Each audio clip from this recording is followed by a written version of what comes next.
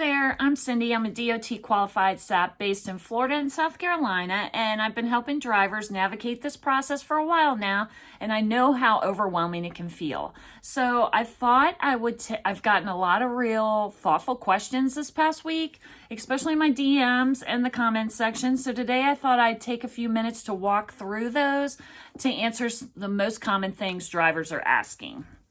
So question 1, can I start the SAP without a job? This is one of the top questions I've been getting asked lately.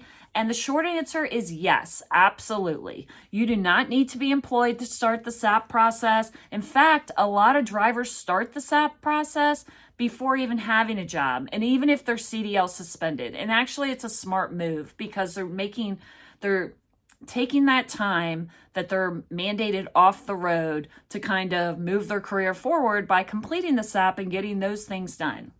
So starting while you're already down gives you kind of momentum to get that done. You don't wait until a company's offering you a job only to realize like, hey, you're still in prohibited status. Like all that will be completed and then you will be ready. Step 5 checked off, the motor vehicle reinstatement fee paid and ready to roll. The next question that I get a lot of times, what if my CDL is suspended? Another great question. If your CDL is suspended, you can still totally start the SAP. It kind of goes into the last question I just answered, but you have to remember, CDL license is handled by the state that you're in, but your clearinghouse status is federal. So even if your CDL is suspended by your state DMV, the clearinghouse will still show that you're in prohibited status. So in other words, that's why it's important to get this process started. So when that suspension lifts, you're through the SAP, step 5's checked off, so you're ready to drive.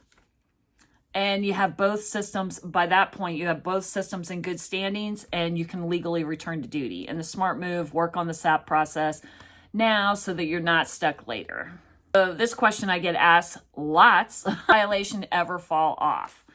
This is a common one I get, and you're probably wondering, how long is this going to follow me around? Your DOT drug and alcohol violation stays in the clearinghouse for 5 years or until you've completed both the SAP process and all of the follow-up testing, whichever takes longer. So let's say you delay getting started on this. That 5-year timeline doesn't even begin until you're taking your return to duty test and entering the follow-up testing phase. So that's why it's so important to get started sooner than later. And if you've already completed step 5, that's your return to duty test, and you're currently in the follow-up testing phase, you're on the path. Keep going. Just keep everything documented and stay compliant with your schedule, and eventually it will fall off. I always tell drivers to look at it like, how speeding tickets get on your driving record and stay on there. It seems like forever, but at some point they do fall off. So the clearinghouse will be that way as well.